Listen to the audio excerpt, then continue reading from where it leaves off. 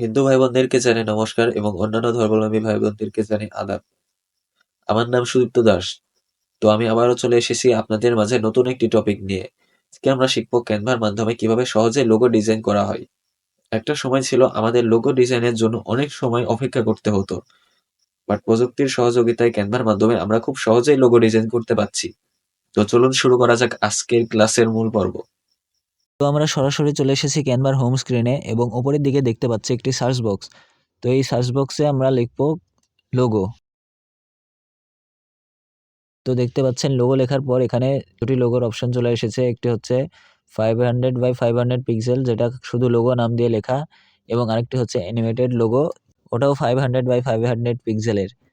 তো আজকে আমরা শুধু লোগোটাই ডিজাইন করব, তাই আমরা শুধু লোগোটাই ক্লিক করলাম। তো লোগোতে ক্লিক করার পর আপনারা দেখতে পাচ্ছেন এখানে প্রায় 10,000 লোগোর টেমপ্লেট রয়েছে এবং উপরের দিকে একটি প্লাস চিহ্ন দেখতে পাচ্ছেন। এই প্লাস চিহ্নতে ক্লিক করলে আমরা একটি সাদা পেজ দেখতে পাবো।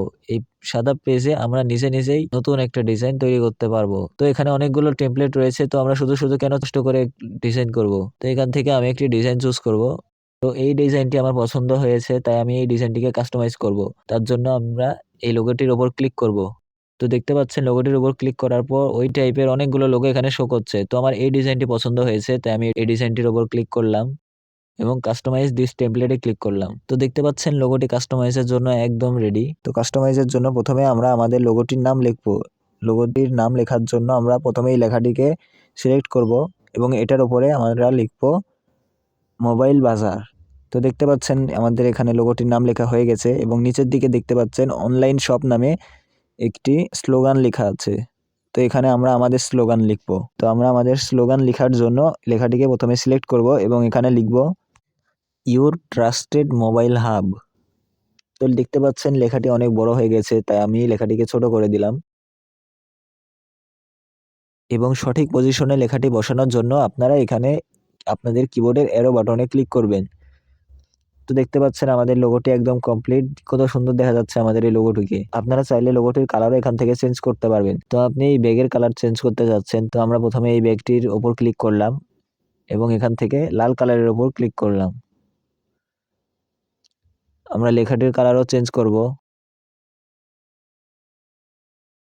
আমরা এখানে মোবাইল বাজার লেখাটির কালারও চেঞ্জ করে হলুদ কালার করে দিলাম। তো যেহেতু আমরা নতুন করে লাল রং এবং হলুদ রংটিকে চুজ করেছি, তো আমরা সম্পূর্ণ ডিজাইনেরই কালার চেঞ্জ করব। তো আমাদের লোগোটি একদম তৈরি। এবার আমরা এখান থেকে নতুন একটি লোগো তৈরি করব। তার জন্য আমরা এখানে প্লাস চিহ্নের উপর ক্লিক করে একটি নতুন সাদা পেজ নিলাম এবং ডিজাইন অপশনে ক্লিক করার পর আমরা এখান থেকে একটি টেমপ্লেট চুজ করলাম। এবার দেখতে পাচ্ছেন আমাদের এই সাদা পেজের উপর একটি লোগো চলে এসেছে। আমার এই ছবিগুলোর দরকার নেই, তাই আমি ছবিগুলোকে ডিলিট করে দিলাম এবং এখানে ওশান সার্ফিং লেখাটিকে আমরা চেঞ্জ করব। তো সেটি চেঞ্জ করার জন্য লেখাটির উপর ক্লিক করলাম এবং এখানে লিখব ডাইনামিক ফটোগ্রাফি। তো লেখাটির স্পেসিং অনেক বেশি হয়ে গেছে, তাই আমি এখানে ক্লিক করে স্পেসিংটা কমিয়ে দিলাম এবং দুই পাশে যে লাইন দেখতে পাচ্ছেন, লাইনটিকে আমরা এখান থেকে ডিলিট করে দিলাম। এবার আমরা নিচের দিকে এখানে আমাদের স্লোগানটি লিখব। তো আমাদের স্লোগানটি হচ্ছে ফোকাস আর্ট। তো এবার আমাদের কাজ এই একদম মিডিল পজিশনে আমাদের একটি গ্রাফিক্স অ্যাড করতে হবে। আমরা এখানে এলিমেন্ট অপশনে এসে ক্যামেরা লিখে সার্চ করলাম। তো দেখতে পাচ্ছেন ক্যামেরা লিখে সার্চ করার পর এখানে অনেকগুলো ক্যামেরার গ্রাফিক্স চলে এসেছে। তো এখান থেকে আমি এই গ্রাফিক্সটি পছন্দ করলাম। তো শুধু খুব একটা আমাদের ডিজাইনটি ভালো লাগছে না, তাই আমরা এই সার্কেলটিকে ডাবল করে নিলাম। তো ডাবল করার জন্য আপনারা কন্ট্রোল ডি এর উপর ক্লিক করবেন। তো সার্কেলটি পরে বসানোর জন্য সার্কেলটি সবার উপরে চলে এসেছে, তাই নিচের গ্রাফিক্স গুলোতে ক্লিক লাগছে না। তাই আমি রাইট বাটনে ক্লিক করে লেয়ার বাটনে ক্লিক করে আমি গ্রাফিক্সটিকে একেবারে নিচে নিয়ে গেলাম। তো দেখতে পাচ্ছেন এবার আমরা গ্রাফিক্সটিকে ধরতে পাচ্ছি। আমরা চাইলে এখান থেকে গ্রাফিক্স গুলোকে চেঞ্জ করতে পারবো। গ্রাফিক্সটিকে ডিলিট করে দিলাম। এবার আমরা একটি অনেক সুন্দর দেখতে লেন্স পেয়েছি। তো লেন্সটিকে আমি একদম মিডিল পজিশনে বসালাম। এবার আমাদের এই লোগোটিকে দেখতে একদম রিয়েলিস্টিক মনে হচ্ছে। তো লোগোটির ডান পাশে এবং বাম পাশে ফাঁকা ফাঁকা লাগছে, তাই আমি এখান থেকে স্টার লিখে সার্চ করলাম। তো স্টার লিখে সার্চ করার পর এখানে অনেকগুলো স্টার দেখতে পাচ্ছেন, তো আমি এই স্টারটিকে সিলেক্ট করলাম। তো আপনারা দেখতে পাচ্ছেন আমাদের এই লোগোটি ডিজাইন করা একদম কমপ্লিট। কত সুন্দর এবং কত রিয়েলিস্টিক লাগছে আমাদের এই লোগোটিকে। আপনারা চাইলে এখানে ফুড রিলেটেড লোগো তৈরি করতে পারেন।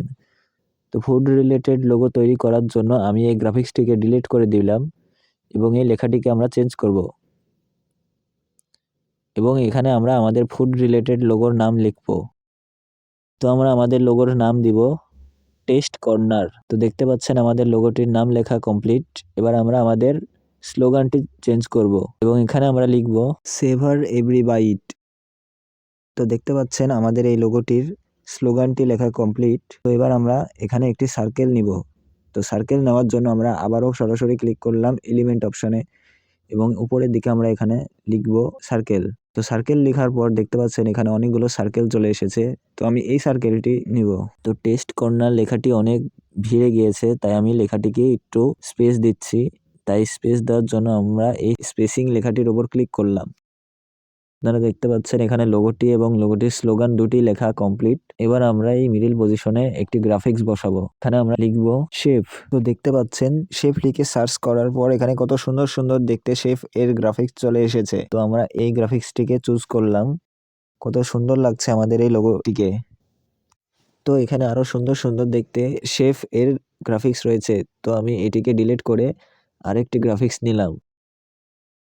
তো দেখতে পাচ্ছেন এই গ্রাফিক্সটি আমাদের লোগোতে বসানোর পরও কত সুন্দর লাগছে। আমরা আবারও একটি গ্রাফিক্স নিলাম। এই গ্রাফিক্সটি বসানোর পরেও আমাদের ডিজাইনটিকে দেখতে অনেক সুন্দর লাগছে। তো এভাবেই আপনারা ক্যানভা দিয়ে লোগো ডিজাইন করে মার্কেট প্লেসে বিক্রি করতে পারবেন। তো আজকের ক্লাস এ পর্যন্তই। দেখা হচ্ছে আপনাদের সাথে নতুন একটি টপিক নিয়ে। ধন্যবাদ।